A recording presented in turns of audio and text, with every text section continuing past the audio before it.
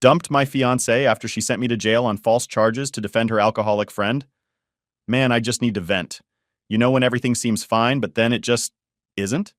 So, I'm 28, and I was engaged to this girl, Emma. She's 25, and we've been together for 5 years now.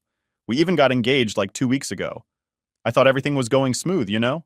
But wow, things turned upside down in a way I did not expect. So, about 3 weeks ago, I come home from work. It was a long-ass day, and I was exhausted. You know how it is. I just wanted to chill, maybe watch something, relax. Anyway, I walk in, and Emma's sitting at the dining table with her buddy, Dan. Now, Dan's been around forever. Like, they've been friends since they were little kids or whatever, so I don't think anything of it. I kiss Emma on the cheek, say hi, and give Dan a fist bump. I ask if he's doing okay, just being polite, right? Dan's not one to turn down chilling, but this time, he just looks all serious and says, "Nah, man, I'm good. I actually need to talk to you about something." And I'm like, "Oh, okay, this must be serious." I look at Emma, and she's got this kind of serious face on too. So I sit down with them, like, "All right, what's going on?" Emma then says, "Dan's going through a rough time." She starts explaining that Dan lost his job and his place to live, and now he's got nowhere to go. You know, typical sob story. I mean, I felt bad for the guy, but I'm thinking, what's this got to do with me? Then she drops it on me. "I was thinking maybe Dan could stay with us for a few weeks, just until he gets back on his feet." Now listen, I'm not heartless. I've known Dan a while, and it's not like I have anything against the guy. So I said, yeah, it's cool. But I made it clear. I told him straight up, as long as you help out around the house, it's fine. Just don't make a mess and contribute when you can. He seemed super grateful, like he even got up and gave me a big hug, thanking me over and over. The first week, it was fine, like totally fine. Dan was keeping to himself mostly, and he was even doing chores. It was actually kind of nice to have someone else around to help out with stuff, and he didn't complain or anything. We'd watch some TV, and everything seemed chill. I was even thinking, man, maybe this won't be so bad after all. But then, man, things started going downhill. Fast. The second week, I start noticing stuff around the apartment. Little things, but they add up, you know? Like his dirty clothes would just be lying around. Not just in his room, but like in the living room, under the couch cushions, socks, shirts, whatever. And it started to get annoying, so I talked to him, being all polite about it. "Hey man, can you clean up after yourself a bit more? This is still our place, you know?" He apologized, said he was sorry, promised to do better. I figured that was the end of it, but nope, things got worse. Fast forward a few days, I'm going to the bathroom one morning and, not to be gross, but the toilet was nasty. There was dried up vomit on the seat, like he had puked and didn't even bother cleaning up. I couldn't believe it. Who does that? At this point, I'm realizing something's off with Dan. I didn't want to jump to conclusions, but I started noticing more and more. His room started to stink, and his attitude shifted.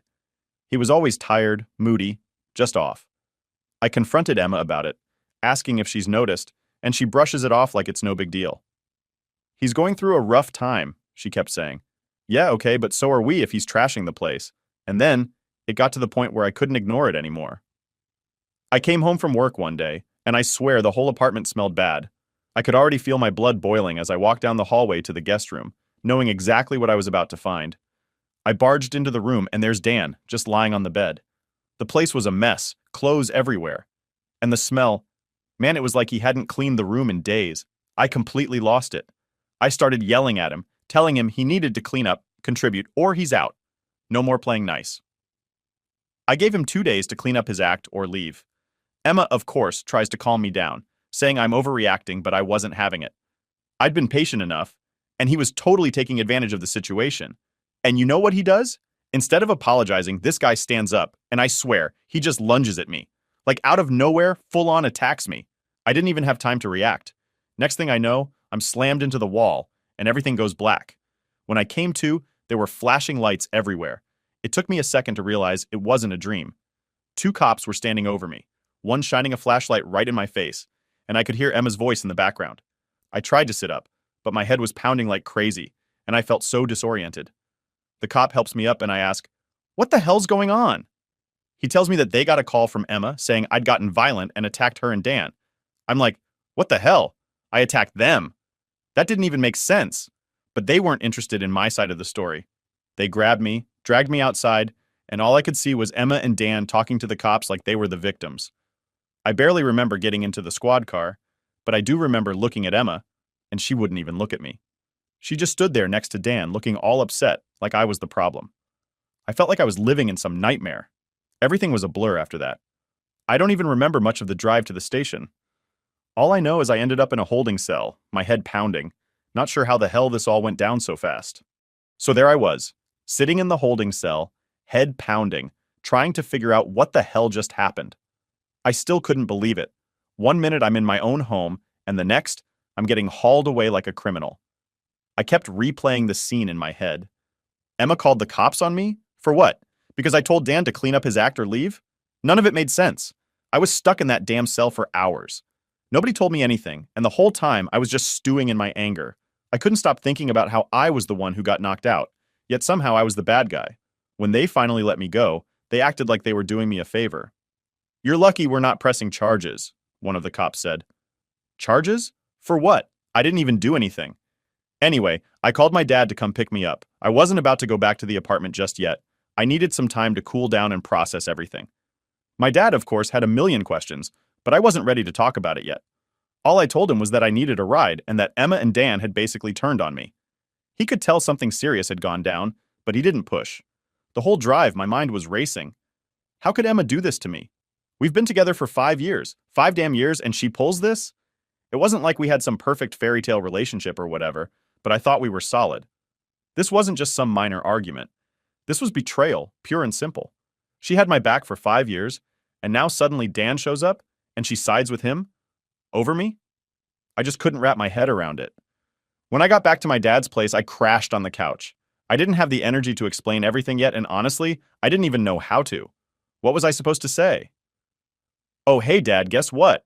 My fiancée called the cops on me because her loser friend decided to throw me into a wall." Yeah, that would go over well. After a couple of days, I decided I needed to get my stuff from the apartment. I wasn't planning on sticking around to have another confrontation with Emma. I was done with her. But of course, when I get there, she's sitting on the couch like nothing happened. I swear my blood was boiling the second I saw her. She had the nerve to try and act all sad, with her eyes red and puffy like she'd been crying nonstop. But to me, it was just an act. Before I could even say anything, she jumps up and starts talking, trying to explain herself. "Joe, please, just listen to me. I didn't know what else to do. Dan was panicking, and I cut her off right there. I don't want to hear it, Emma. You had a choice, and you chose Dan. Over me. What else is there to say?" She kept begging, but I was done. I told her to pack her stuff and leave. I didn't even care about the details anymore.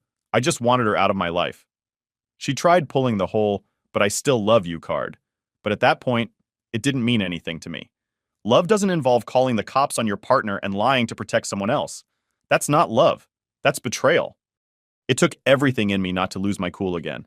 I mean, seriously, how does someone you trust for 5 years turn on you like that?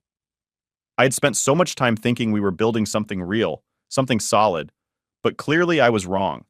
I told her to get her stuff and get out, and she did, but not without trying to plead her case a million more times. Once she was gone, I thought maybe I'd feel some relief. Like, okay, the toxic part of this situation is out of the picture. But honestly, I just felt empty. I sat there, in my own apartment, wondering how the hell it all fell apart so quickly. I started doubting everything, our entire relationship, the engagement, all of it. Had she been lying to me this whole time? Was Dan always more important than me? Then a few days later, Emma started blowing up my phone again. At first I ignored it, but after the 50th missed call, I figured I'd hear what she had to say. She's crying again, telling me how she's sorry, how she didn't mean for any of this to happen. She told me she panicked when Dan knocked me out and that she didn't want him to get in trouble because he was already on probation. Apparently, they thought it would be easier to lie and say I was the one who attacked them. Yeah, because that makes so much sense, right? I didn't even know what to say to that. Easier? Easier for who? It sure as hell wasn't easier for me. I spent the night in jail because of their lies. I got knocked unconscious in my own home and somehow I'm the bad guy? She tried to explain how it was all just a mistake, how they panicked in the moment. But honestly, I didn't care anymore. I hung up on her after that. I couldn't listen to any more of her excuses. I didn't want to hear about how she didn't mean to hurt me. Because at the end of the day, she did hurt me. And the worst part, she didn't even seem to realize how deep that cut went. That night, I got hit with the worst headache I've ever had. I was throwing up, dizzy, couldn't even stand up without feeling like I was going to pass out. So I went to the hospital, and guess what? Concussion. They told me I'd probably been concussed the night Dan knocked me out, But because I didn't get checked out right away, I made it worse by not resting. So now I'm stuck at home for at least a month, and all I can do is think about what a mess my life has become. I lost my fiancée, my trust in someone I thought I loved, and now I'm physically wrecked because of the whole thing. And the cherry on top? Emma keeps trying to come over, leaving messages saying she wants to talk. But what is there to talk about? She made her choice. She lied to protect Dan. Now I'm just here trying to figure out how the hell to move forward from this. Do I completely ghost her? Do I give her the closure she's begging for? Part of me wants to just disappear and never hear from her again. But another part of me, the part that still loves her, can't help but feel like I need to do something. But what? Update 1. It's been about a week since everything went down. I've been stuck at home, recovering from this damn concussion. And let me tell you, being trapped in your own head with nothing but your thoughts and a messed up relationship to dwell on is not the kind of rest I needed. So Emma's still been trying to reach out like constantly. It's getting ridiculous. I've got messages from her mom, her sister, all saying how sorry she is and how she just wants to see me and explain everything. But at this point, what's left to explain? She already told me the worst of it, right? But every time I ignore her, I feel this weird pit in my stomach. Like I'm questioning if maybe I'm making the wrong call. You ever get that feeling where you know something's the right move, but it still eats at you? Anyway, a few days ago, I get this text from her mom. And this is where things take a pretty messed up turn. Her mom tells me Emma tried to overdose on painkillers. Yeah, I know. That hit me like a brick. She said Emma was in the hospital and that she was asking to see me. My first reaction? Honestly, I felt guilty. I mean, I ghosted her for a week straight and now she's in the hospital. But then the anger kicked in. Was this another way to get sympathy? I know that sounds harsh, but after what she did, lying to the cops, throwing me under the bus for Dan of all people, I couldn't help but question everything she says or does now. I kept thinking, is this just some play to make me feel like I'm the one at fault? Or was she really at that low point? I didn't text her mom back right away. I just sat there, phone in hand, staring at the message. My mind was going a million miles an hour. A part of me wanted to rush to the hospital to check on her, see if she was okay, but another part of me, the part that's still pissed and hurt, wanted to stay as far away from that whole mess as possible. What would even happen if I went? Would it just be another round of excuses and I didn't mean to from Emma? Or would I find out that she really was sorry, that she really did hit rock bottom? So I talked to my mom. She's been staying with me while I recover, helping me out and all that. She's been amazing through this whole thing, honestly. She asked me how I was feeling, and I straight up told her about the text from Emma's mom. And you know what my mom said? She told me I needed to think long and hard before making any decisions, that I should be careful with whatever move I make next. But she also reminded me that Emma's actions have consequences, that what she did wasn't just a little mistake, it was something huge, and it nearly ruined my life. She told me that if I do decide to see her, I need to be sure I'm ready for whatever comes next. It's not just a visit, it's a choice that could open up old wounds and drag me right back into the chaos I'm trying to escape from. That's the part that got me. My mom's always been the rational one, and when she said that, I knew she was right. I wasn't ready to face Emma again. Not yet. Not when I'm still piecing my life back together. So I decided to stay home, ignore the texts, and keep focusing on healing, physically and mentally. But it's not that easy. Every day I wake up and check my phone, wondering if I'm going to get another update from her mom, wondering if Emma's okay, if she's still in the hospital, or if she's moved on from this whole thing.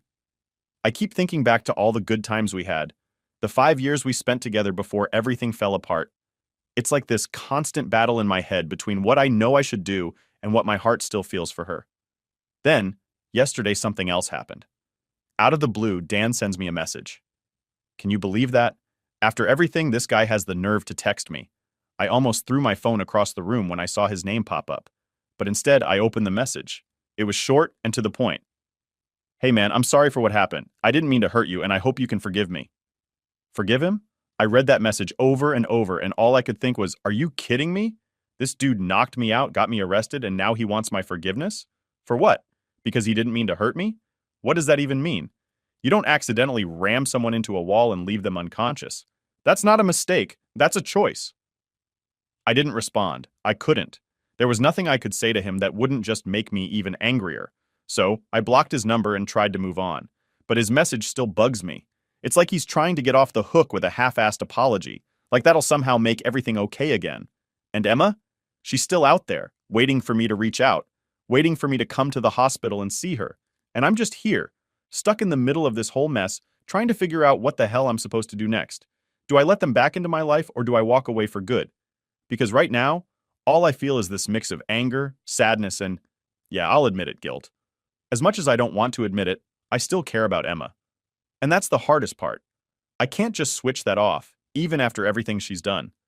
But caring about her doesn't change what happened. It doesn't change the fact that she lied to the cops and put me in jail. It doesn't change the fact that Dan, her so-called friend, attacked me in my own home, and she did nothing to stop it. And it sure as hell doesn't change the fact that I'm sitting here, alone, with a concussion, while they get to move on with their lives. So yeah, that's where I'm at. I've got no clue what the next step is, but I know one thing for sure. I'm not rushing back into anything. I've been burned once, and I'm not about to let it happen again. But damn, man, I just wish things didn't have to be this complicated. Update 2. Alright, so things took another wild turn. I thought I was done dealing with all this crap, but guess what? Turns out, life had other plans. I've been lying low, trying to figure out what to do next. I mean, the whole situation still has me all twisted up. But just when I thought I could get some peace, another bomb drops. Not literally, but you get what I mean. A few days after Dan's pathetic apology, I'm at home, minding my own business, trying to recover.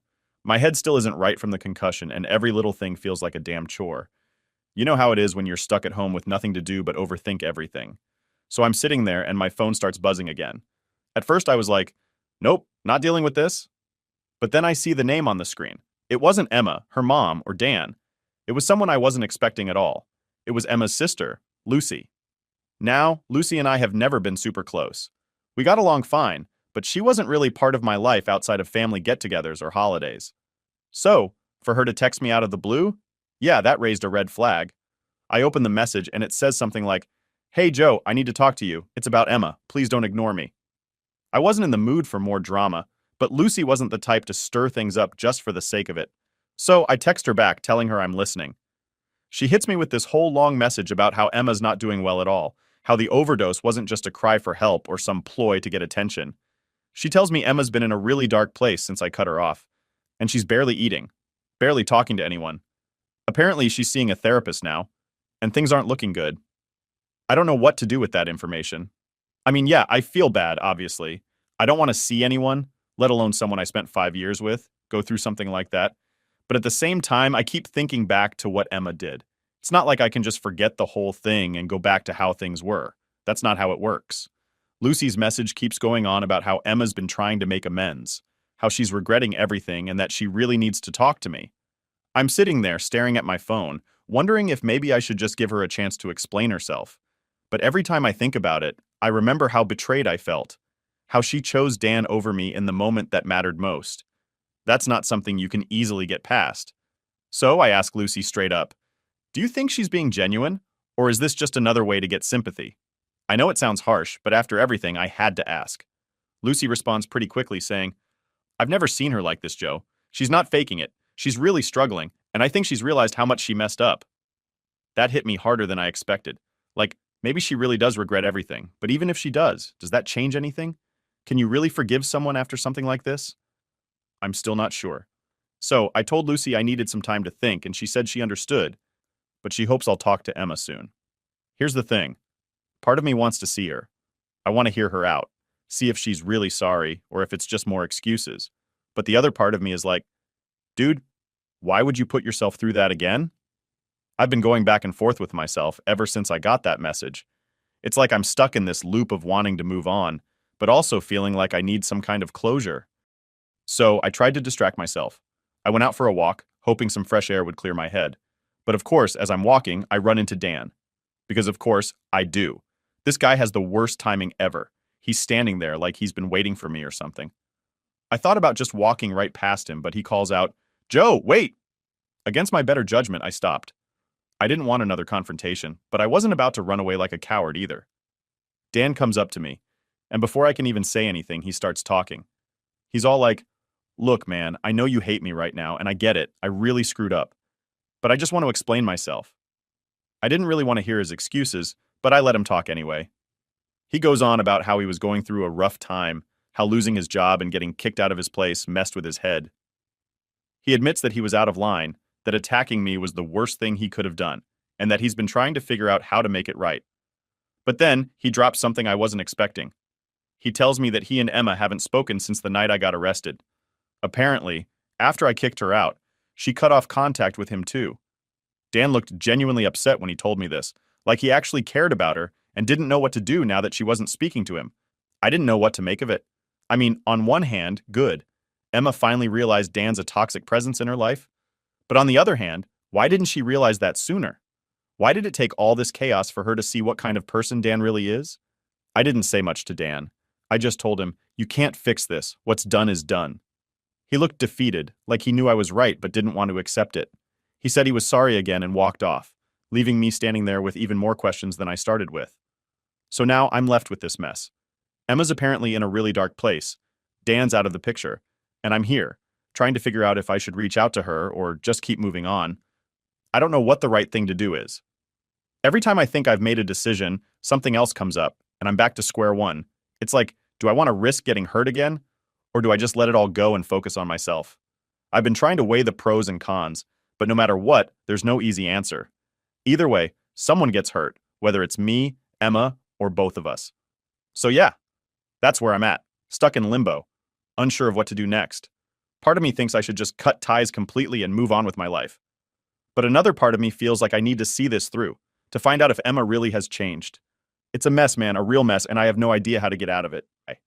Update 3. So after that run-in with Dan and Lucy's message about Emma, I spent the next couple of days just sitting in my apartment, trying to clear my head.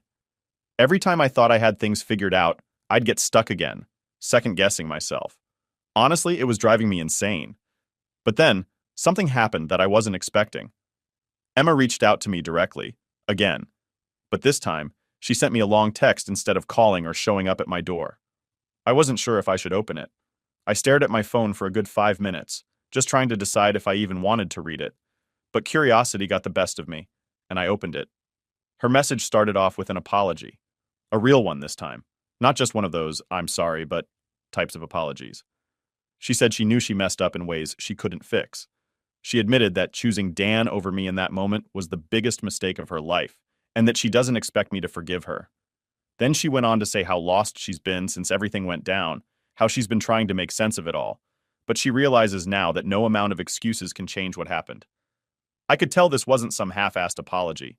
She was laying it all out there, telling me how she's been going to therapy, trying to figure out why she acted the way she did, and how she's working on herself. Emma said she didn't want to hurt me anymore, and that she wasn't reaching out to beg for me back. She just needed to say her piece.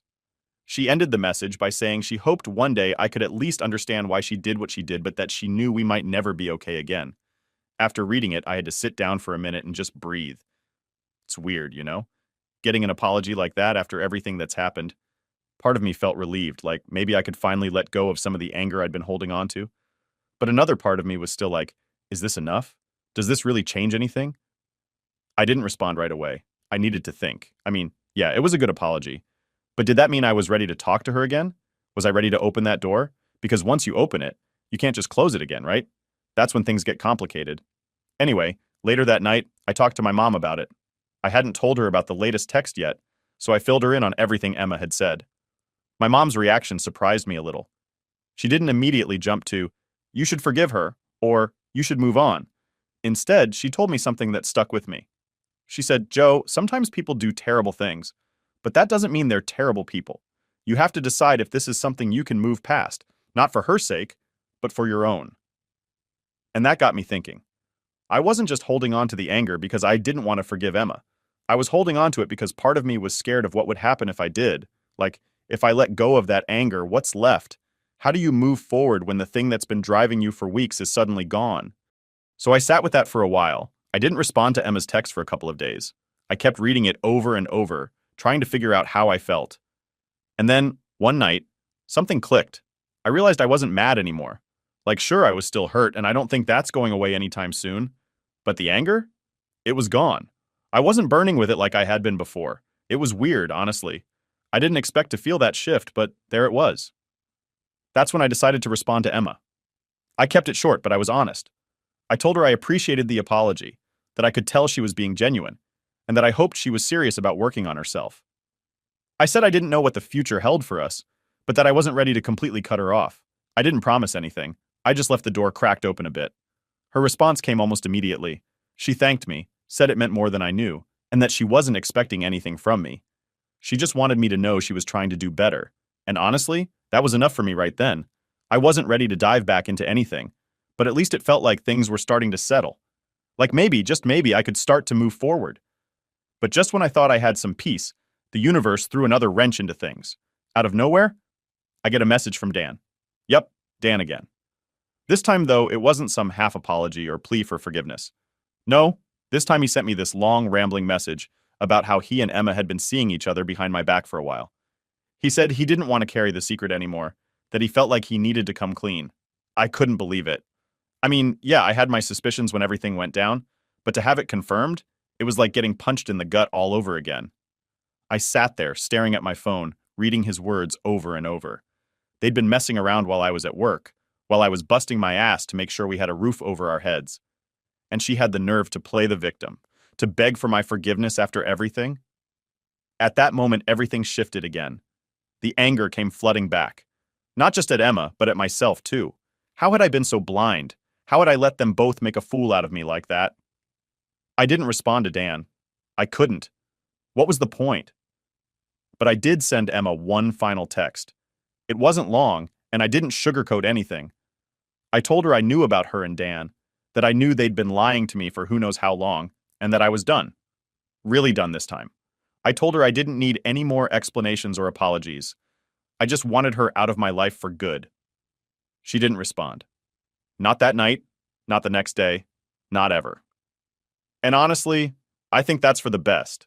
Sometimes things get so broken that there's no fixing them. And I guess this was one of those times. So, yeah, that's where I'm at now. It's over. For real this time. No more what ifs, no more second chances, just me moving forward one step at a time.